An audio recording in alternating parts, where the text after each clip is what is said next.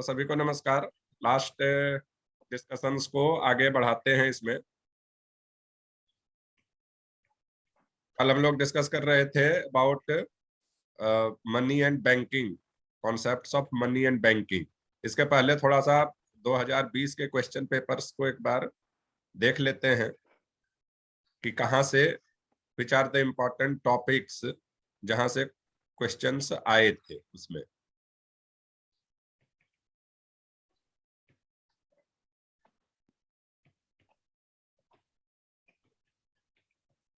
तो इसमें जो डाउनलोड अगर आप करेंगे क्वेश्चन पेपर तो लगभग 49 नंबर से, पहले भी एक दो सवाल थे, बट 49 नंबर का जो सवाल है वहां से फिर इकोनॉमिक से रिलेटेड क्वेश्चंस शुरू हुए हैं। This is about 2020 GS paper 1 prelims का जो है।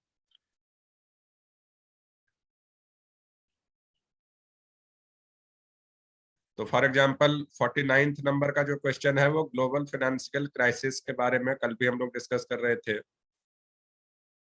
पूछता है कि ग्लोबल फाइनेंशियल क्राइसिस अगर नेक्स्ट टाइम होता है तो what should be the response of the government of India, क्या होना चाहिए।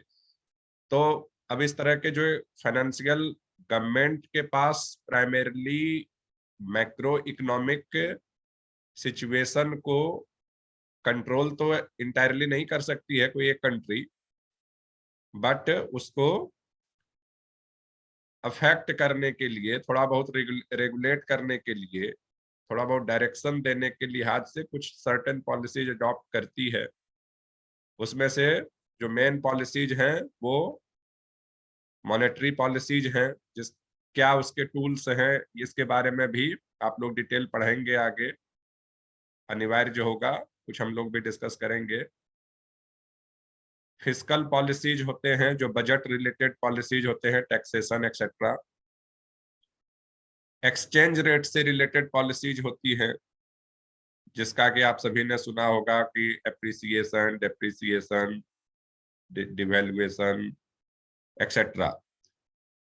ट्रेड से रिलेटेड पॉलिसीज होती हैं, क्योंकि ये हमारे ट्रेड जो पॉलिसीज हैं ये हमारे मनी के, करेंसी के डिमांड और सप्लाई को अफेक्ट करता है।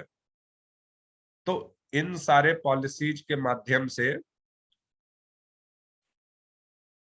मैक्रो इकोनॉमिक जो सिनेरियो है उसको गवर्नमेंट, किसी भी कंट्री की गवर्नमेंट थोड़ा बहुत रेगुलेट और डायरेक्ट करने का प्रयास करती है। अब इसके बहुत सारे कंपोनेंट्स हैं, बहुत सारे डायमेंशंस हैं। जो कुछ भी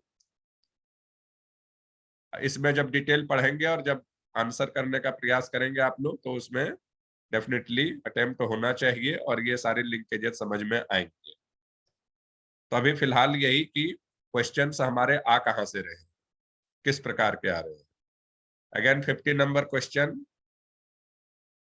कल भी थोड़ा बहुत डिस्कस किए थे कि अगर आप 1 लाख रुपए कैश विड्रॉ करते हैं किसी बैंक से अपने खाते से, what would be the impact on the aggregate money supply in the economy. तो मनी बैंकिंग से रिलेटेड है आपका जो अभी जिस चैप्टर को आप डिस्कस कर रहे हैं एनसीईआरटी का, उसी से रिलेटेड कॉन्सेप्ट है। मे बी एनसीईआरटी के आधार पे, के चैप्टर के आधार पे भी आप हो सकता है कि आंसर कर लें या लिटिल मोर जानने की आवश्यकता हो, but this is related to the money supply and money demand.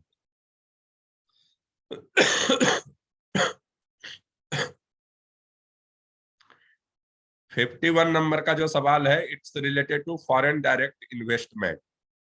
तो ये इंटरनेशनल ट्रेड से रिलेटेड, हमारा जो ट्रेड का कॉन्सेप्ट है, एक्सचेंज रेट्स के कॉन्सेप्ट है, मतलब linkage with other countries, international economy,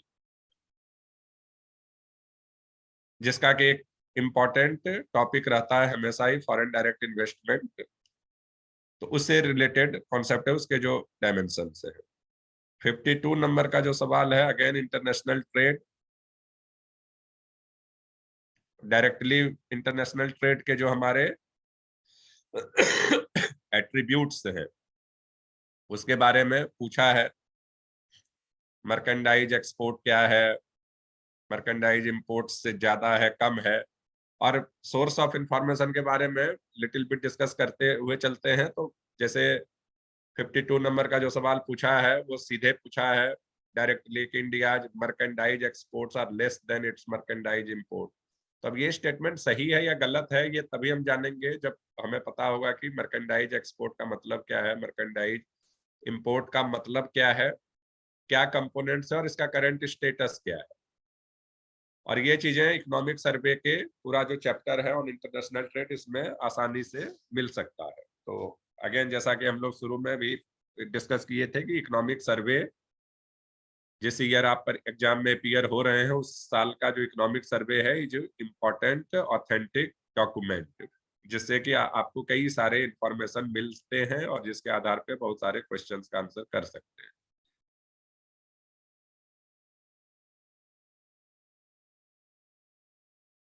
fifty three number का जो सवाल है ये मुझे लगता है कि है समथिंग इकोनॉमिक्स से रिलेटेड, इंटरनेशनल इकोनॉमिक कोई टर्म होगा उस समय, बट मोर और लाइक करंट अफेयर्स भी है। West Texas intermediate sometimes found in news refer to a grade of crude oil, bullion, rare earth elements, uranium।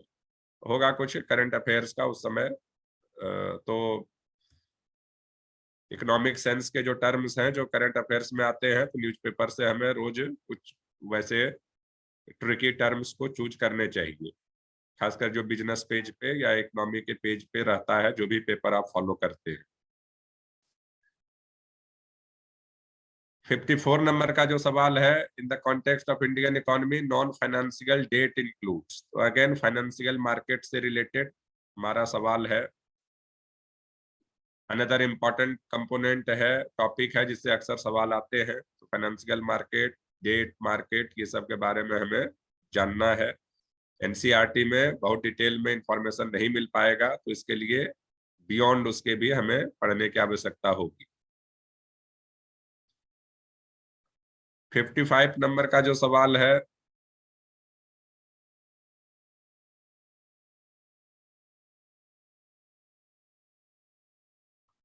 ठीक है, ये डायरेक्टली इकोनॉमिक्स से रिलेटेड नहीं है। 56 नंबर का जो सवाल है वो देखें तो ट्रिम्स से रिलेटेड है। डब्ल्यूटीओ के कई सारे वर्ल्ड ट्रेड ऑर्गेनाइजेशन के साथ जो डिफरेंट कंट्रीज के नेगोशिएशंस हैं उसके कई सारे एस्पेक्ट्स हैं, डायमेंशंस हैं, उसमें से वन इम्पॉर्टेंट है TRIMS, trade related investment measures. तो इसके क्या क्या कंपोनेंट्स हैं, इसको ट्रिम्स के बारे में आप ऑब्वियसली पढ़ेंगे जो भी आपके पास सोर्स मटेरियल है। अदरवाइज फिर हम वेबसाइट जो हमारा कॉमर्स एंड इंडस्ट्री मिनिस्ट्री का है वहां से भी हमें काफी वैल्यूएबल इंफॉर्मेशन मिलता है और ट्रिम्स के बारे में पढ़ते हैं तो फिर आप आंसर कर पाएंगे। 57 नंबर का सवाल है, again RBI and monetary policy जो हम लोग डिस्कस कर ही रहे हैं। If RBI decide to adopt expansionist monetary policy, तो which of the following would it not do? क्या काम वो नहीं करेगी? तो क्वेश्चन को हमें थोड़ा समझने के भी प्रयास करना पड़ेगा कि क्वेश्चन को फ्रेम वो कैसे कर रहे हैं। अब एक तरफ वो पूछ रहे हैं कि if RBI decides to adopt an expansionist monetary policy, तो अब इसमें पहले हमें समझना पड़ेगा कि मॉनेटरी पॉलिसी है क्या, एक्सपेंशनिस्ट मॉनेटरी पॉलिसी का क्या मतलब है, और फिर अगर कोई एक्सपेंशनिस्ट मॉनेटरी पॉलिसी को अगर कोई सेंट्रल बैंक अडॉप्ट करती है तो वो क्या काम करेगी, अगर कॉन्ट्रैक्शनरी मॉनेटरी पॉलिसी को अडॉप्ट करती है तो क्या काम करेगी, और फिर बड़े आराम से आप सवाल का आंसर कर सकते हैं। तो पॉइंट ये है कि आरबीआई और मॉनेटरी पॉलिसी इंपॉर्टेंट टॉपिक है। 58 नंबर का सवाल, Indian economy after 1991 economic liberalization consider the following statement. 1991 very important date है, ईयर है हमारे पूरे इकोनॉमिक हिस्ट्री में। आप सभी अगर कुछ लोग पढ़े होंगे तो थोड़ा बहुत इसके बारे में आइडिया होगा, क्योंकि जिसको कि हम opening up the economy towards the international regime कह सकते हैं, उसमें हम थोड़ा ज्यादा एग्रेसिवली इसमें आए थे, and that's why it is considered one of the important event in the economic history of India. उसके क्या इम्पैक्ट्स रहे थे, इटसेल्फ ये अपना ह्यूज टॉपिक है, बट इसके जो मेन इसके इम्पैक्ट्स रहे थे उसके बारे में, और उसका बाद में क्या ट्रेंड रहा था। तो जैसे हमने कहा था कि मिश्रा एंड पुरी या दत्त एवं सुंदरम का जो इंडियन इकोनॉमिक्स का जो बुक है, उसमें पूरा ये 1991 के जो इकोनॉमिक रिफॉर्म से हुए थे, liberalization and globalization and privatization का जो कॉन्सेप्ट आया था, एलपीजी, तो उसके क्या इम्पैक्ट्स रहे पिछले, अब तो लगभग 30 सालों का हिस्ट्री हुआ है उस इवेंट के बाद। तो प्राइमरीली क्या उसके आउटकम रहे, क्या ट्रेंड रहा डिफरेंट सेक्टर्स पे, उसके बारे में हमें जानना इम्पोर्टेंट रहेगा, क्योंकि ये डेट हमेशा के लिए इम्पोर्टेंट है हमारे रिसेंट इकोनॉमिक हिस्ट्री। तो लाइक अगर पिछला हम करीब 30 सालों का हिस्ट्री अगर देखें, तो दो हमारे इम्पोर्टेंट इकोनॉमिक इवेंट्स रहे हैं। एक 1991 का economic reforms in the form of liberalization, privatization and globalization, and second 2008 का ग्लोबल फाइनेंशियल क्राइसिस, जो कि इंडिया को उतना इम्पैक्ट नहीं किया लेकिन फिर भी इम्पैक्ट किया। और अभी जो रिसेंट फिर हमारा जो कोविड पेंडेमिक आया था, उसके कारण जो इकोनॉमिक इम्पैक्ट्स हुए हैं,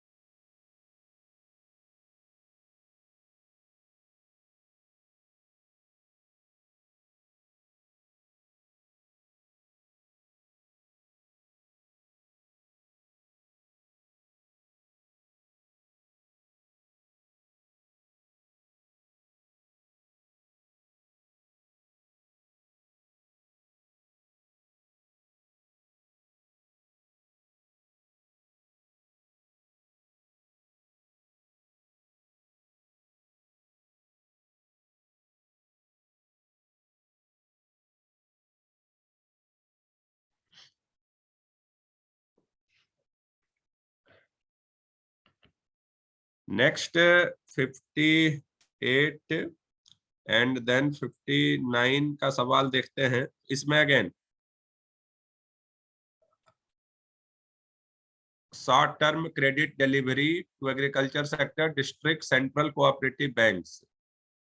तो cooperative banks and district level central cooperative banks के क्या फंक्शंस हैं। तो लाइक बैंकिंग सिस्टम में हम पढ़ते हैं, again it is related to money and banking.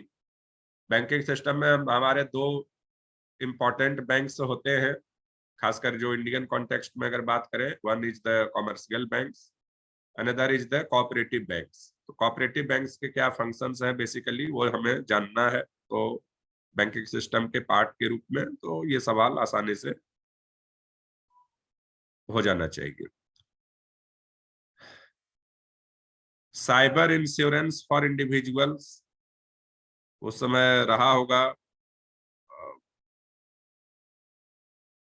Insurance से related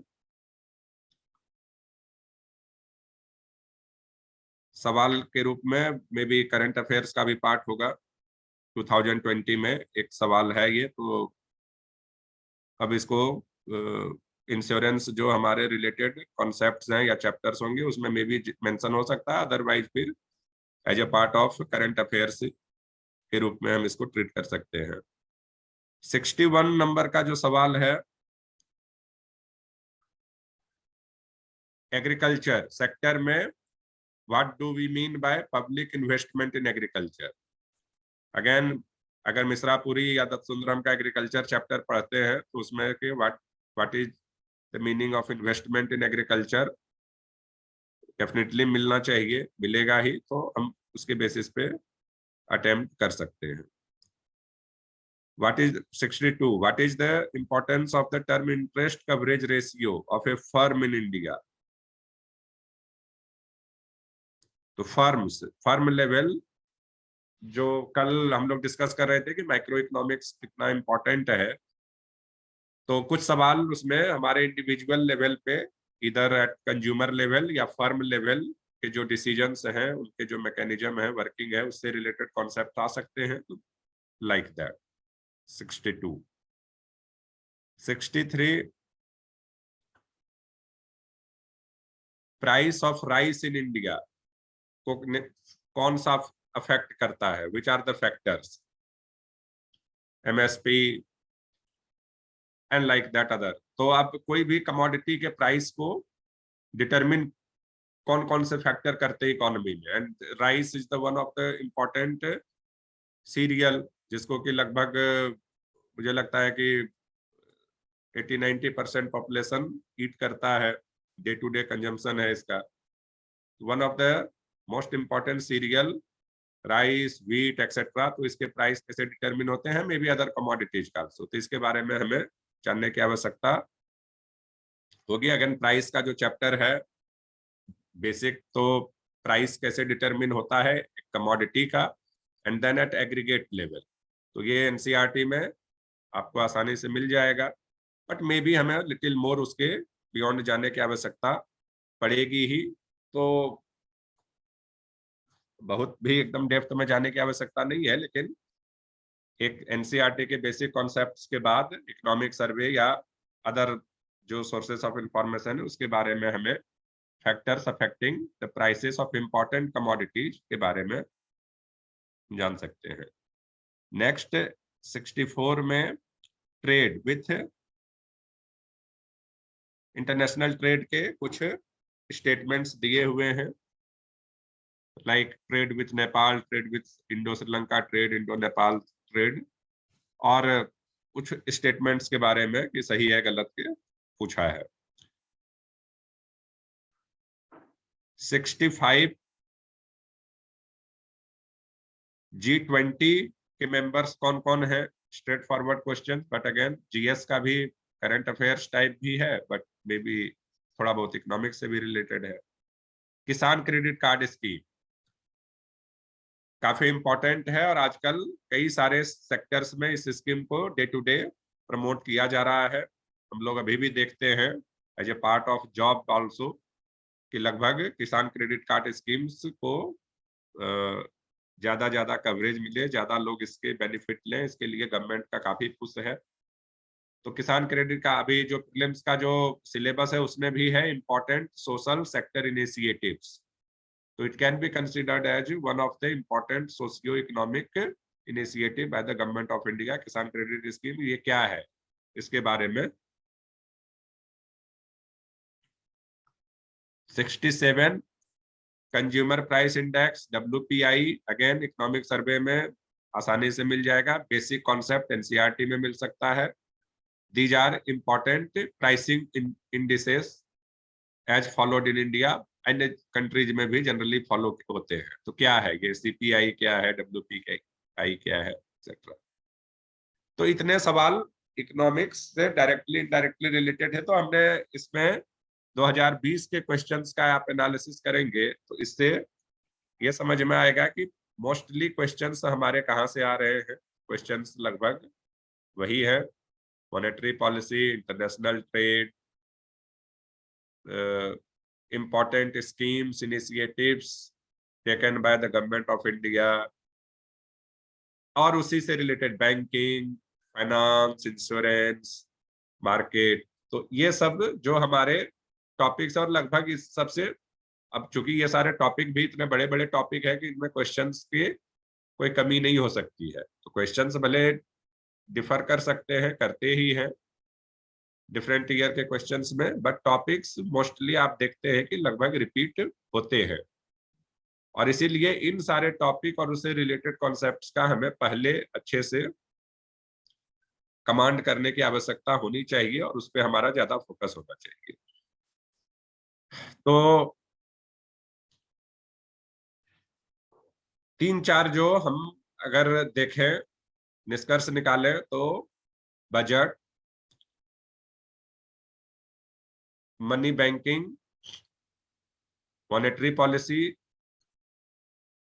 fiscal policy that is budget related policies, जिसमें टैक्सेशन वगैरह सारे आ जाते हैं, international trade, financial market, money market, insurance market, ये सारे लगभग हमारे क्वेश्चंस के प्रोबेबल टॉपिक्स है, जिससे कि लगभग क्वेश्चंस कुछ न कुछ आने की संभावना हर समय बनी रहती है। तो हमारा ज्यादा फोकस इन पे तो होना ही चाहिए। उसके बाद फिर और भी जो इससे रिलेटेड टॉपिक्स हैं उस पे, अब इंटरनेशनल ट्रेड में भी बहुत सारी चीजें हैं, एक्सचेंज रेट है, ट्रेडिंग ब्लॉक्स हैं, international financial and monetary institutions हैं, उनके पॉलिसीज हैं, ट्रेड पॉलिसीज हैं, तो काफी सारे एस्पेक्ट्स हैं, उसके बारे में हमें थोड़ा थोड़ा इंफॉर्मेशन रखना चाहिए, जिससे कि हम रिलेटेड कॉन्सेप्ट के बीच एनालिसिस कर सकें, लिंकेज को स्टैब्लिश कर सकें।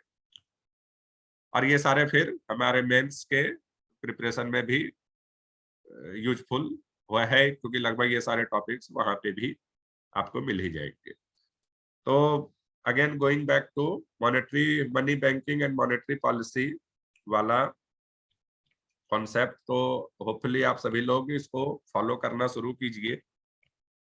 चैप्टर्स जो है एनसीईआरटी का जो डिस्कस कर रहे थे 3rd चैप्टर, तो इसमें मोटा मोटी कल डिस्कस कर चुके थे। अभी थोड़ा सा इसको और आगे बढ़ाते हैं, ताकि जब आप लोग इसके थ्रू जाएं तो लिटिल मोर अंडरस्टैंडिंग डेवलप हो। तो कल हम लोग ये कर रहे थे कि मनी बेस्ड इकोनॉमी अब इज द रियलिटी, और हम एक एडवांस्ड इकोनॉमिक सिस्टम में रहते हैं, काफी कॉम्प्लिकेटेड इकोनॉमिक सिस्टम में रहते हैं, जिसमें money is the integral part of the economic system day to day life.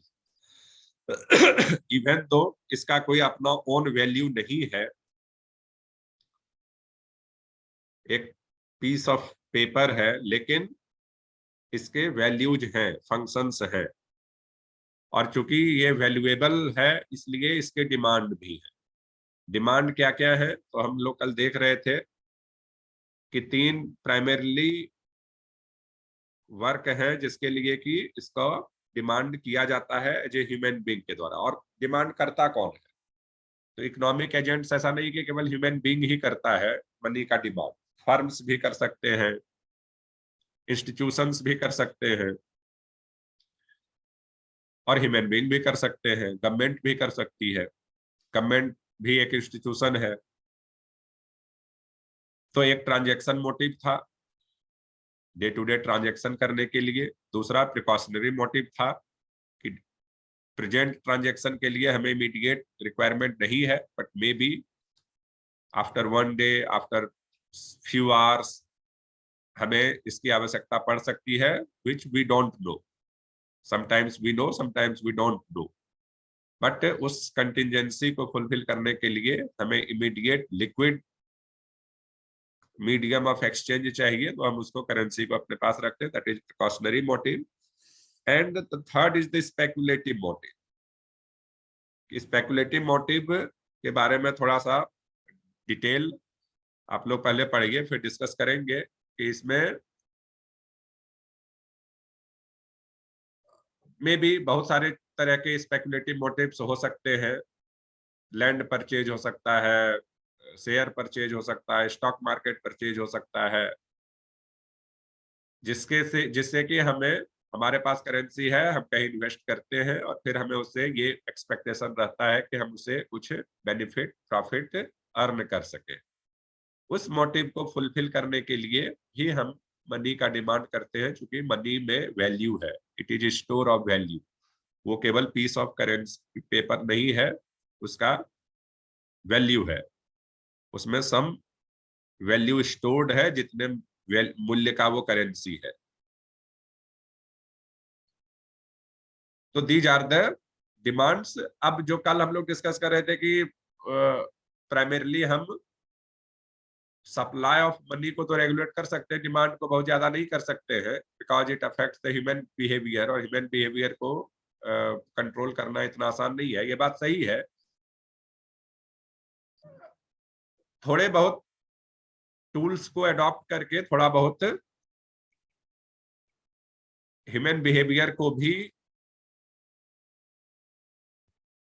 To small extent कोशिश किया जा सकता है इफेक्ट करने का, बट जितना आसानी से हम मनी सप्लाई को इम्पैक्ट कर सकते हैं उतना आसानी से हम इसमें नहीं कर सकते। लेकिन फिर भी जैसे स्पेकुलेटिव डिमांड है, इसमें थोड़े बहुत पॉलिसी चेंजेस के माध्यम से गवर्नमेंट कोशिश कर सकती है, सरकारें या जो इंस्टीट्यूशंस हैं लाइक आरबीआई जो रिस्पॉन्सिबल है फॉर मॉनेटरी मार्केट मैनेजमेंट, वो कर सकती है। कैसे कर सकती है उसके बारे में थोड़ा बहुत चर्चा करेंगे, बट मोस्टली जो हमारा पूरा फोकस रहता है कि हम सप्लाई को आसानी से कर सकते हैं, क्योंकि वो हमारे हैंड में है, the hand in the hand of the central bank और गवर्नमेंट, जिसको आसानी से रेगुलेट किया जा सकता है। और अगर सप्लाई को भी अगर हम रेगुलेट करते हैं तो इनडायरेक्टली वो डिमांड को कहीं ना कहीं इम्पैक्ट करता है, क्योंकि अगर सप्लाई ही नहीं होगा तो फिर डिमांड ऑटोमेटिकली उसके कम हो जाएंगे।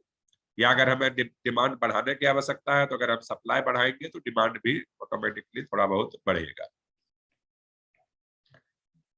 तो now going back to NCERT का जो चैप्टर है, तो मनी डिमांड के बाद जब मनी सप्लाई की बात आती है तो मनी सप्लाई में हमारा दो मुख्य सिस्टम है। अब मनी सप्लाई से अब सबसे पहले बेसिक डिस्क्रिप्शन में आपको यह समझना पड़ेगा कि मनी, एक तो हमारे पास क्वाइन है दैट इज मनी, दूसरा करेंसी है that is money. But coin और करेंसी के अलावा इस इकोनॉमिक सिस्टम में वो सभी इंस्ट्रूमेंट्स जो मीडियम ऑफ एक्सचेंज का काम कर सकते हैं, स्टोर ऑफ वैल्यू का काम कर सकते हैं, वो सारे हमारे करेंसी के रूप में, और जिसको कि गवर्नमेंट रिकॉग्नाइज करती है, क्योंकि ये सारा चीज रिकॉग्निशन पे बेस्ड है, ट्रस्ट पे बेस्ड है। हम किसी को, पूरे जनता करेंसी को मानती है इसलिए क्योंकि उसका बैकिंग है गवर्नमेंट के द्वारा, और उसको उसमें ट्रस्ट है। अगर ट्रस्ट उसमें से खत्म हो जाए, गवर्नमेंट बैकिंग खत्म कर दे, लाइक हैपेंड ड्यूरिंग डीमोनेटाइजेशन कि 500 रुपए की करेंसी को गवर्नमेंट ने बैक करने से मना कर दिया कि अब ये मीडियम ऑफ एक्सचेंज या स्टोर ऑफ वैल्यू के रूप में काम नहीं करेगा, तो गवर्नमेंट की बैकिंग खत्म हो गई, तो इसलिए धीरे धीरे वो जनता का ट्रस्ट भी उस पर नहीं रहा, और उसका फिर वो जस्ट पीस ऑफ पेपर हो गया, उसका कोई एक्सचेंज वैल्यू नहीं रह गया, कोई स्टोर वैल्यू नहीं रह गया। तो ये हमें थोड़ा सा सोचने की आवश्यकता है, और आप पढ़ेंगे तो समझ में आएगा कि क्वाइन और करेंसी के अलावा वो कौन कौन सी चीजें हैं जो मीडियम ऑफ एक्सचेंज या स्टोर ऑफ वैल्यू के रूप में काम करती है इन the economy, which has the banking of the government and which has the trust of the people. और ये सारे चीजें जो इस क्राइटेरिया को फुलफिल करती है, that can be considered as the part of the money in the economy. और इसीलिए मनी सप्लाई जो है इकोनॉमी में इन सारे चीजों का समेशन होता है, और इसके कई सारे वैरायटीज है जो कि ब्रीफली इसमें मेंशन है आगे के बॉक्स में। But the first point of this money supply is the central bank, क्योंकि करेंसी को वही प्रिंट करती है। तो एक बार वो करेंसी को अगर प्रिंट कर देती है तो मनी सप्लाई के लिए एक बेस क्रिएट हो जाता है, और उसके बाद फिर उसके आधार पे बिल्डअप करके मनी सप्लाई आगे बढ़ सकता है। Two primary institutions responsible for money supply in the economy, एक सेंट्रल बैंक है जो मनी सप्लाई के लिए बेस तैयार करती है, और फिर commercial banks. Commercial banks deposit और लेंडिंग एक्टिविटी के द्वारा मनी सप्लाई को इंश्योर करती है, बढ़ाती है, घटाती है। क्यों बढ़ाती घटाती है? क्योंकि कॉमर्शियल बैंक्स का काम है, बैंकिंग सिस्टम का मुख्य काम यही है, to facilitate, to work as a medium between depositors और लेंडर्स। क्योंकि ये बड़ा वास्ट इकोनॉमी है, हजारों करोड़ों लोग यहाँ रहते हैं, तो एक कोई सेंट्रल प्लेस होना चाहिए, कोई ऑथेंटिक प्लेस होना चाहिए जहां पे कि डिपॉजिटर्स अपना डिपॉजिट जमा कर दें और जो लेंडर्स है वो वहां से अपना लोन ले लें।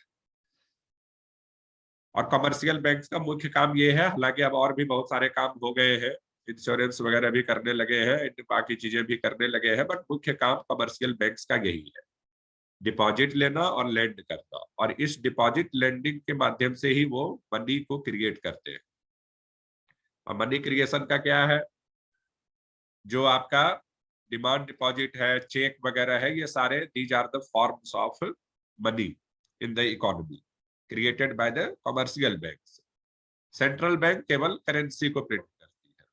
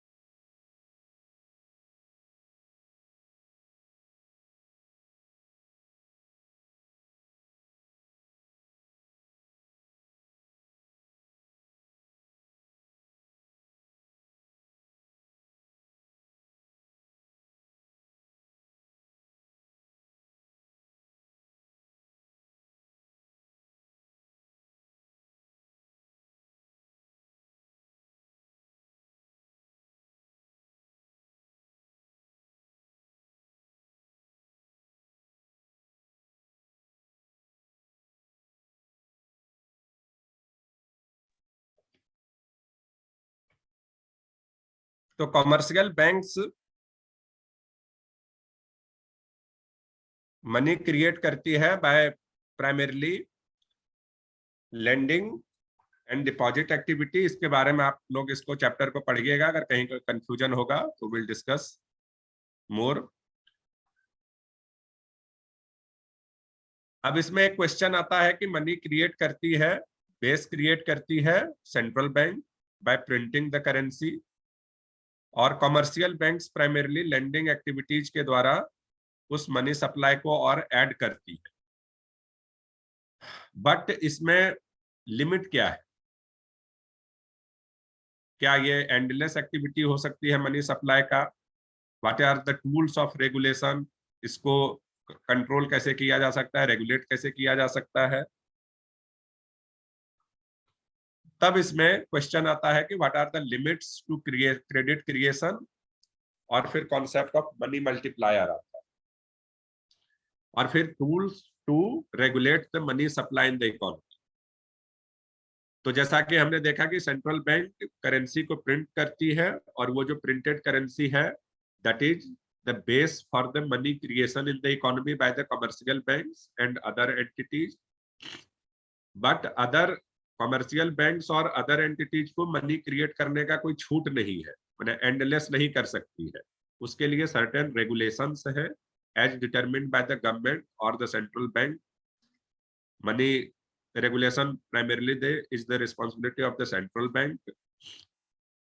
तो सेंट्रल बैंक सर्टेन एक्टिविटीज के द्वारा, रेगुलेशंस के द्वारा उस पे रेगुलेशन करती है, लिमिट तय करती है, कंट्रोल करती है। और ये सारे जो एक्टिविटीज है ये दो पार्ट में डिवाइडेड है। One part is called the quantitative measures and another part is called the qualitative measures. इसमें आप सभी ने पढ़ा होगा या नाम सुना होगा, जैसे repo rate, reverse repo rate, bank rate, cash reserve ratio, statutorily liquidity ratio, ये सारे जो कॉन्सेप्ट्स हैं इसके माध्यम से central bank money creation by commercial banks को रेगुलेट करती है। इसी तरह से कुछ क्वालिटेटिव मेजर्स भी हैं जिसके माध्यम से रेगुलेट करती है इसी चीज को, money creation bye the commercial banks. अब इन सब के बारे में थोड़ा सा लिटिल ऑफ एनसीईआरटी में बहुत ब्रीफ दिया हुआ है जिसके बारे में आप हो सकता है कि नहीं हो। तो अब इसके बारे में डिटेल जानने के लिए हमारे पास ऑप्शन क्या है? तो एक ऑप्शन हमारे पास है कि आप जैसे मिश्रापुरी या दत्त सुंदरम का चैप्टर पढ़िए, रिजर्व बैंक ऑफ इंडिया। तो रिजर्व बैंक ऑफ इंडिया एक पूरा चैप्टर है उसमें, तो उसमें बड़े अच्छे से दिया हुआ है हर चैप्टर हर फंक्शंस के बारे में, और ये जो टूल्स टू, और यही चीज मॉनेटरी पॉलिसी का भी पार्ट है कि सेंट्रल बैंक जिन टूल्स और जिन पॉलिसी को अडॉप्ट करके मनी सप्लाई को रेगुलेट करती है, these are part of the monetary policy in the country. हर कंट्री का सेंट्रल बैंक अलग होता है, वहां की वो अलग अलग पॉलिसी अडॉप्ट कर सकती है, बट इन जनरल लगभग सेंट्रल बैंक यही पॉलिसीज को अडॉप्ट करती है। ये हो सकता है कि किसी पर्टिकुलर पॉइंट पे किसी पर्टिकुलर पॉलिसी को अडॉप्ट करे और किसी समय कई सारे को मिक्स करके करे, depending on the requirement of the time. तो अब इसके बारे में अगर डिटेल जानना हो तो एक ऑप्शन है कि मिश्रापुरी, दत्त सुंदरम, या आपके पास अगर कोई और किसी चीज का मटेरियल है अवेलेबल तो वहां से आप फॉलो कर सकते हैं। दूसरा ऑप्शन है कि रिजर्व बैंक ऑफ इंडिया, जो काफी ऑथेंटिक भी है, कि वेबसाइट पे आप विजिट करिए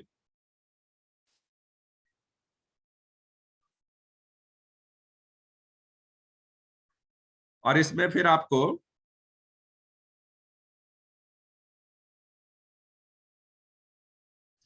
लगभग जो सभी चीजों के बारे में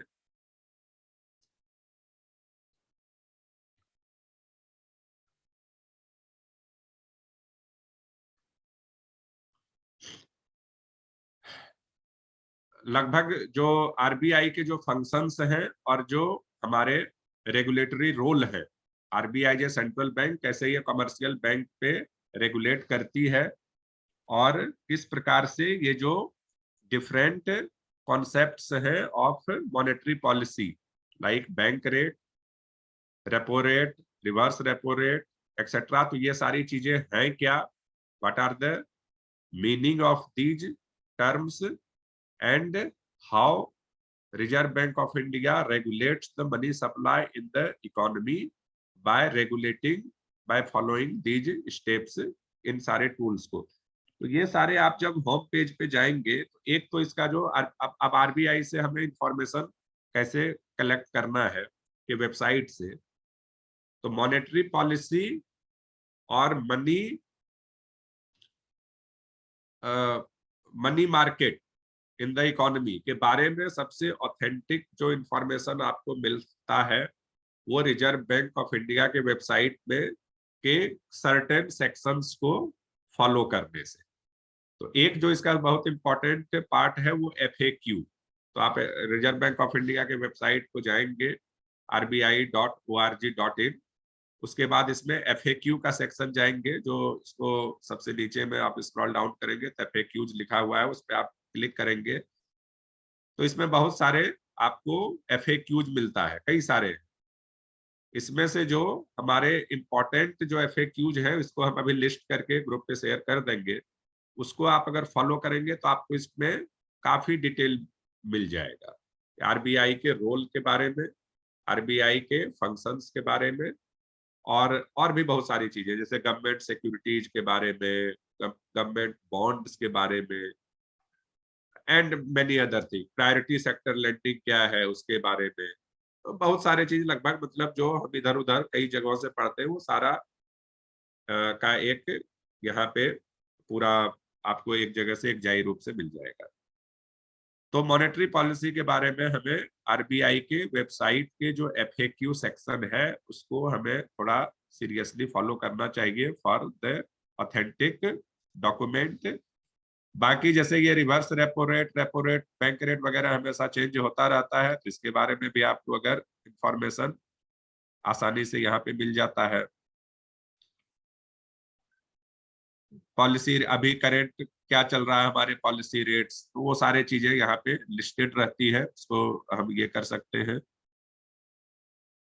मॉनेटरी पॉलिसी, जैसे आप वेबसाइट पे जाएंगे, आरबीआई के वेबसाइट पे राइट साइड में सबसे पहले मॉनेटरी पॉलिसी मेंशन्ड है। आप मॉनेटरी पॉलिसी आप जैसे क्लिक करेंगे, पूरा उसमें डिटेल्स है कि मॉनेटरी पॉलिसी का मतलब क्या है, आरबीआई मॉनेटरी पॉलिसी कैसे इंश्योर करती है, क्या क्या उसके एस्पेक्ट्स हैं मॉनेटरी पॉलिसी के, तो सारा लगभग उसमें मेंशन किया हुआ है। कुछ कुछ चीजें जो ज्यादा लेंथी चीजें हैं उसको आप छोड़ सकते हैं, इसमें भी कोशिश करेंगे कि आपका हेल्प करने का, कि क्या क्या इसमें से छोड़ा जा सकता है। इसी तरह से फाइनेंशियल मार्केट के बारे में भी यहाँ पे डिटेल दिया हुआ है। तो हमारा जो दो मुख्य मार्केट है, एक मनी मार्केट और एक दूसरा फाइनेंशियल मार्केट। तो फाइनेंशियल मार्केट से भी हमारा क्या तात्पर्य है, अगेन हम चाहे तो मिश्रापुरी या दत्तसुंदरम के किसी बुक में जाके पढ़ सकते हैं उसके डिटेल के बारे में।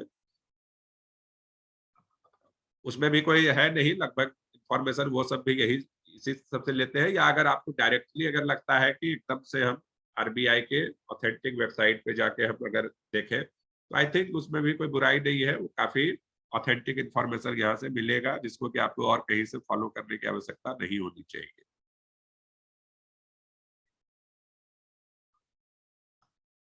इसी तरह से डेट के रूप में, जो इंडिया का जो डेट है,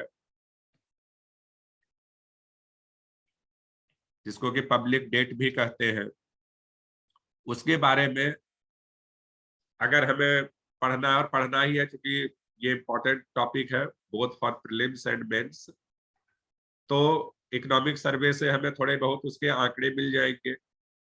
एक चैप्टर लगभग आपको मिल जाएगा, या कम से कम आधा चैप्टर पब्लिक डेट के बारे में, internal debt of India and the external debt, उसके जो कॉन्सेप्ट्स हैं उसके बारे में भी आरबीआई के इस वेबसाइट पे आप जाएंगे तो एक पूरा सेक्शन है डेट मैनेजमेंट के बारे में, एक पूरा सेक्शन करेंसी मैनेजमेंट के बारे में।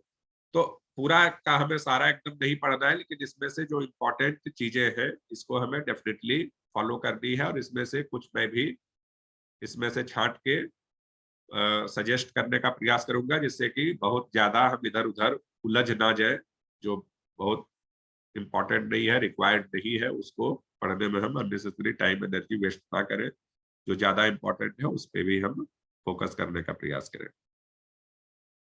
तो monetary policy, money money supply in the economy, इसके बारे में हम जब डिस्कस करें, जब भी पढ़ने बैठे, तो आप ये देखिए कि सबसे पहले एनसीईआरटी का जो थर्ड चैप्टर है उसको आप कवर कीजिए। किसी ने अगर पढ़ा और अगर कहीं कोई कंफ्यूजन हो तो एक आध बार अगर हाईलाइट करें, कुछ इशूज अगर है किसी के दिमाग में आया हो तो फिर इसमें थोड़ा सा और फिर आगे डिस्कस करेंगे। अगर इस बीच में कल से आज तक में अगर किसी ने कुछ उस चैप्टर को पढ़ने का प्रयास किया हो,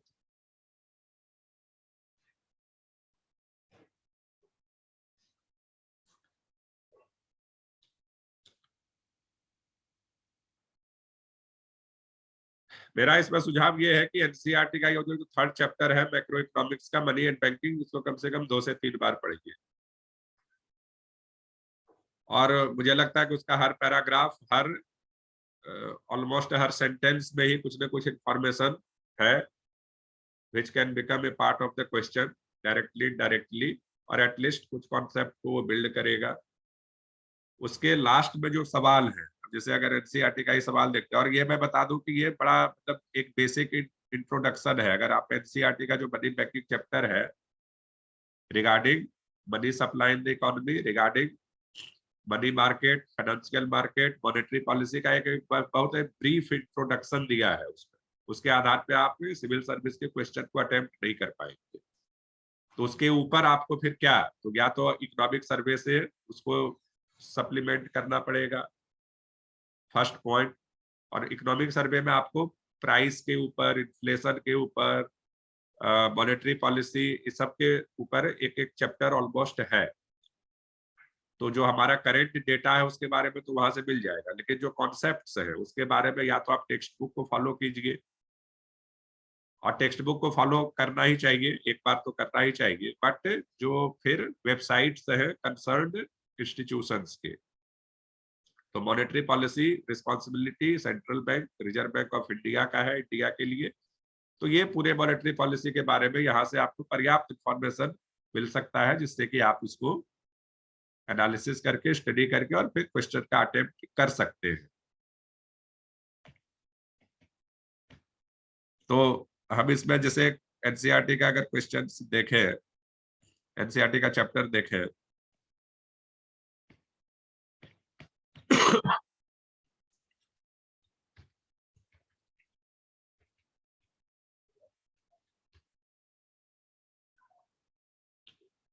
तो बहुत ज्यादा इसमें क्वेश्चंस भी नहीं दिए हुए हैं, बट जो चैप्टर के एंड में जो क्वेश्चंस है उसको आप देखने का प्रयास करिए। ये जो टर्म्स है जो लिस्ट किए हुए रहते हैं समरी के बाद, चैप्टर का जो समरी है उसके बाद जो टर्म्स लिखे रहते हैं, उसमें आप उसको भी आप एक बार पढ़ने का, जानने का प्रयास करिए कि है क्या। और ये सब आपके दिमाग में होना चाहिए, जैसे बार्टर एक्सचेंज है, मनी है, unit of account, bonds, liquidity trap, legal tender, broad money, reserve deposit ratio, money multiplier, open market operations, cash reserve ratio, reverse repo rate, double coincidence of wants, medium of exchange, store of value, rate of interest, flat money, fiat money, narrow money, currency deposit ratio, high powered money, lender of last resort, bank rate, repo rate. ये सारे हैं की concept जो ऐसे ये list किया है, but मुझे लगता है कि इसका दुगना और होगा कम से कम, उसमें से और हम छांट के निकाल सकते हैं जो एनसीईआरटी का वो चैप्टर है। ये सारे आपके इंपॉर्टेंट टर्म्स है जिसके बारे में हमें डीप नॉलेज होना चाहिए। इसके बाद 8-10 सवाल है, वो सवालों को भी आपको सॉल्व करने का प्रयास करना चाहिए। Like what are the instruments of monetary policy of RBI, what is money multiplier, what are the functions of a commercial bank. ये जस्ट बेसिक अंडरस्टैंडिंग के लिए है कि आप मॉनेटरी पॉलिसी और मनी सप्लाई, मनी बैंकिंग के बारे में आपको अंडरस्टैंडिंग हुआ ही नहीं, but this is not sufficient. तो इसके बियॉन्ड फिर आपको आगे जाना है, बट इतना तो आप पहले करेंगे तभी आप आगे बढ़ने में बेहतर तरीके से सफल हो पाएंगे। अब इस मनी बैंकिंग के बारे में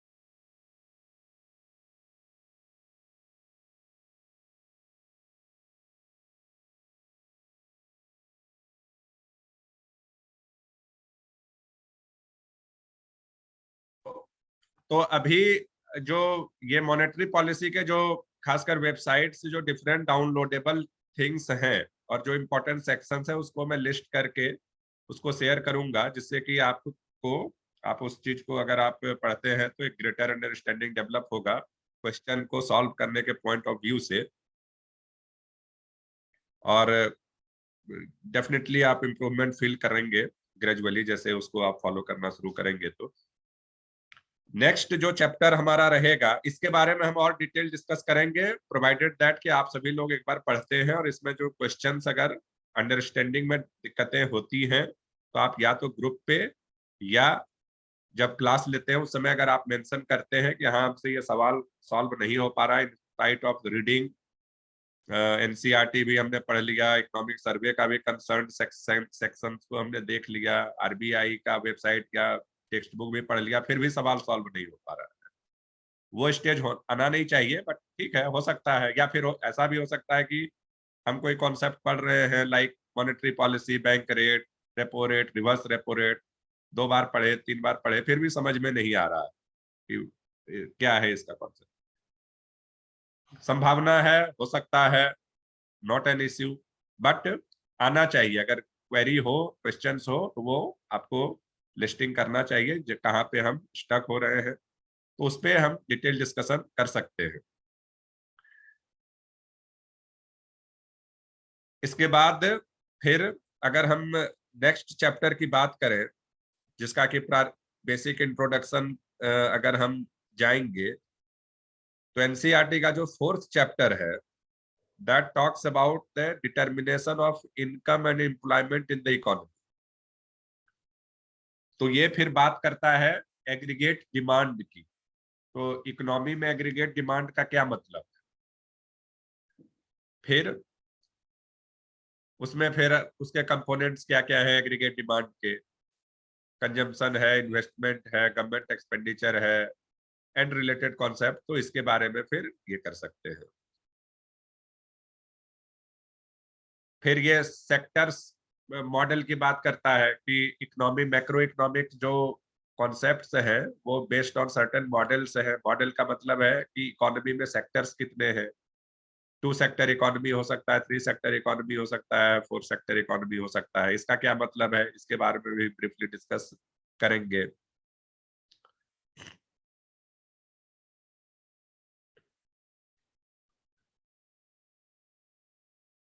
ठीक है, तो इसके बाद एग्रीगेट डिमांड के आधार पे फिर इनकम का डिटर्मिनेशन कैसे होता है मैक्रो इकोनॉमिक मॉडल में, इन 2 सेक्टर मॉडल और 3 सेक्टर मॉडल और 4 सेक्टर मॉडल।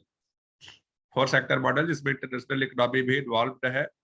तो इसके बारे में डिस्कशन करेंगे कि as per the economic concept, macro economic model में aggregate income in the economy कैसे डिटरमिन होता है, एग्रीगेट डिमांड का क्या मतलब है, एग्रीगेट कंजम्पशन का क्या मतलब है, लाइक दैट।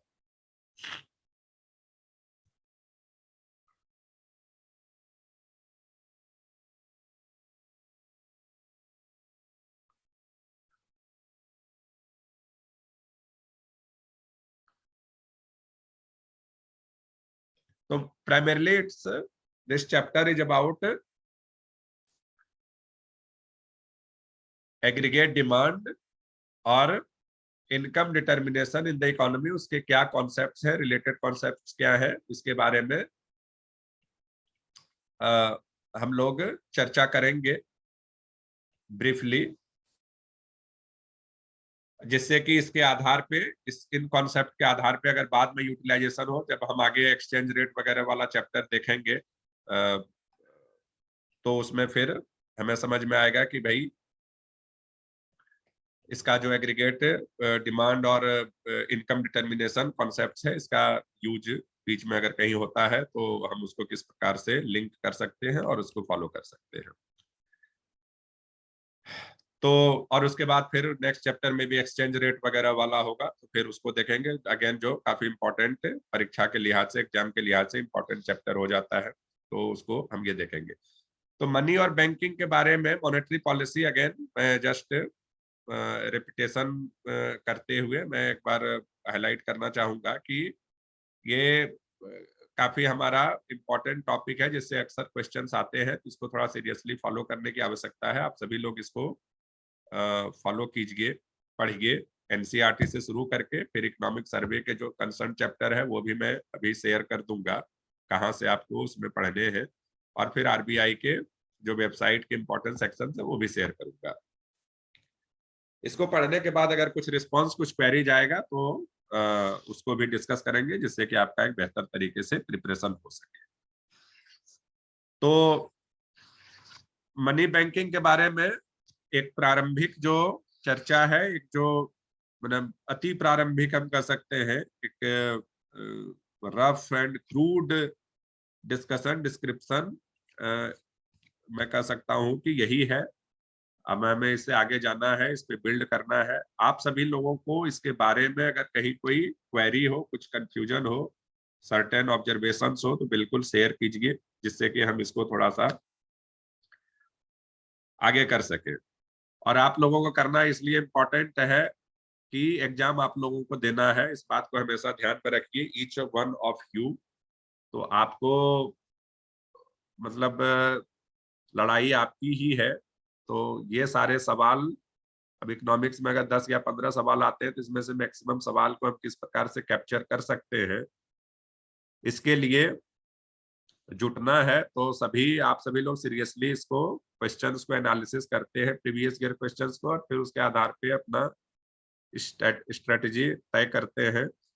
तो फिर एक कॉन्फिडेंस लेवल बढ़ेगा, एक कमांड डेवलप होगा, और फिर हम बेहतर तरीके से परफॉर्म कर पाएंगे। तो आपके अगर कुछ क्वेरी ऑब्जर्वेशन हो तो शेयर करें, जिससे कि हम आगे के क्लासेस को थोड़ा सा और उस हिसाब से ट्यून कर पाएंगे। अदरवाइज अभी कर सकते हैं, ग्रुप पे शेयर कर सकते हैं एज डिस्कस्ड अर्लियर, और फिर तब हम उसमें आगे बढ़ेंगे। बट क्वेश्चंस को आंसर करने के लिए कोशिश करना इंपॉर्टेंट है। आप लाख पढ़ते रहिए, लाख डिस्कस करते रहिए, धीरे धीरे क्वेश्चन की तरफ नहीं जाएंगे। और क्वेश्चन की तरफ तभी आप जा पाएंगे जब आप पढ़ना शुरू करते हैं तेजी से। Any response from anyone?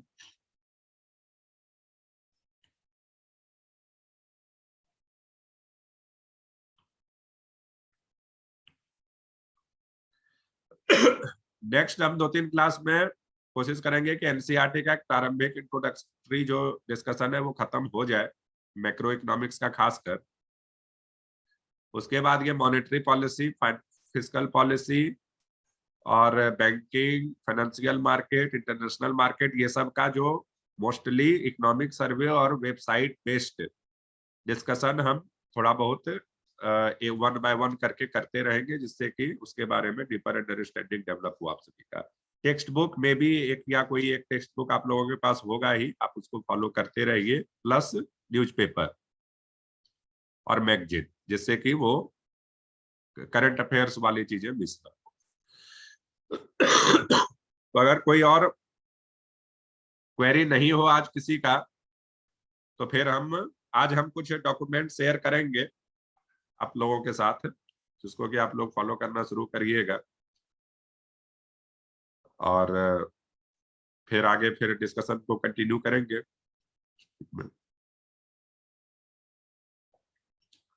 तो आज का क्लास फिर क्लोज करते हैं।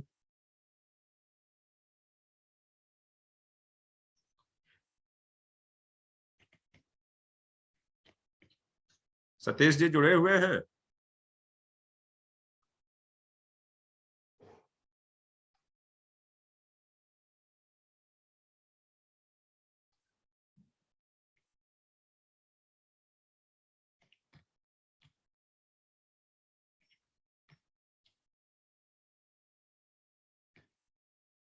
तो सभी को धन्यवाद।